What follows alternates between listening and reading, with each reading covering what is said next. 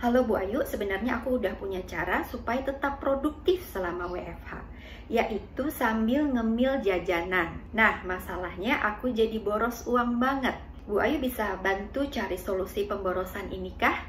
Saran saya nih, ngemilnya pelan-pelan aja, sambil dinikmati, sambil diresapi rasa kuenya atau rasa cookiesnya.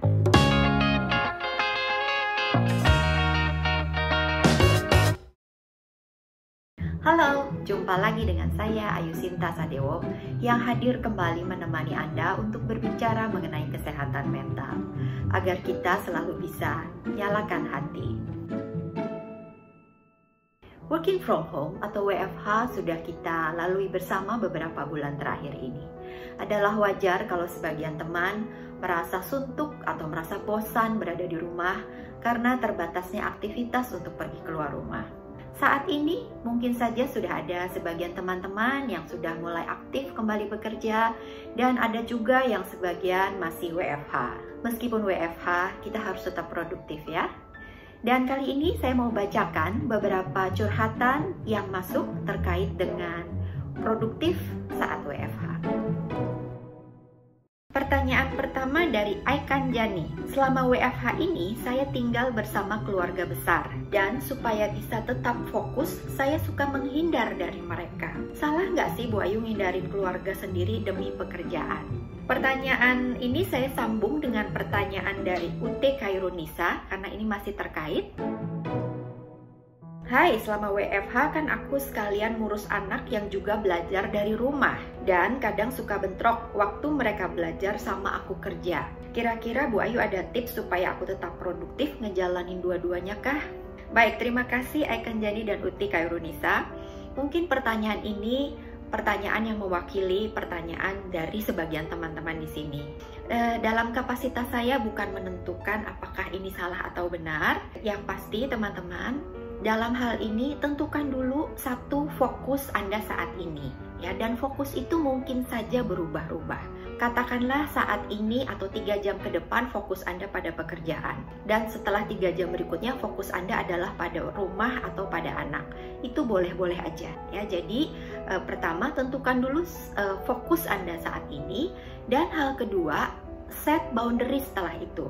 Tentukan batas in terms of waktu dan tempat.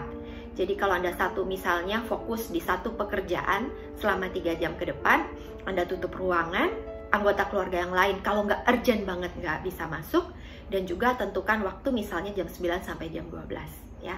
Hal ini juga berlaku untuk fokus-fokus yang lain. Pertanyaan berikutnya dari Andi Akbar. Halo Bu Ayu, sebenarnya aku udah punya cara supaya tetap produktif selama WFH, yaitu sambil ngemil jajanan. Nah, masalahnya aku jadi boros uang banget. Bu Ayu bisa bantu cari solusi pemborosan ini kah? Baik, terima kasih Andi pertanyaannya. Ya, menarik ini pertanyaannya. Jadi Andi sudah ketemu ya, solusinya adalah dengan tetap ngemil. Gimana supaya jadi nggak boros? Saran saya Andi, ngemilnya pelan-pelan aja, sambil dinikmati, sambil diresapi rasa kuenya atau rasa cookiesnya. Dengan sambil menikmati, kita mencapai 2 tujuan. 1, kamu jadi lebih cepat kenyang. Kedua, jadi lebih lama proses makannya. Misalnya 1 kue biasanya kamu makan dalam waktu 5 menit. Ya, kalau kamu makannya pelan-pelan, 1 kue mungkin bisa menjadi 10 menit ya, sehingga kue yang kamu butuhkan itu menjadi lebih sedikit ya. Pertanyaan terakhir dari ceritanya Alin. Mau nanya dong, kalau pikiran mulai mumet kan kerjaan jadi mandek ya. Salah nggak sih kalau kita istirahat dulu sambil nunggu pikiran fresh lagi supaya bisa kembali kerja? Tapi kadang jadi kelamaan istirahatnya dan berujung mager. Solusinya gimana ya? Ya Alin, kalau pikiran memang sudah mentok ya atau lagi mumet, saya sarankan Alin untuk melakukan sesi hening atau berdiam diri 3-5 menit misalnya. Dan fokus Anda pada nafas. Jadi Anda perhatikan ada nafas masuk, ada nafas keluar.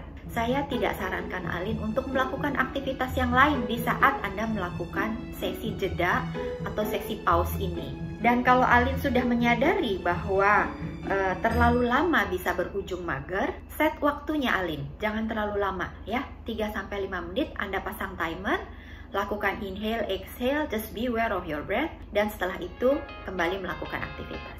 Nah, semoga jawaban saya cukup membantu. Kalau masih ada pertanyaan atau unek-unek, silahkan dituliskan di komen YouTube video ini atau follow Instagram account OCBC NISP untuk polling topik berikutnya. Jangan lupa hashtag nyalakan hati. Sampai jumpa!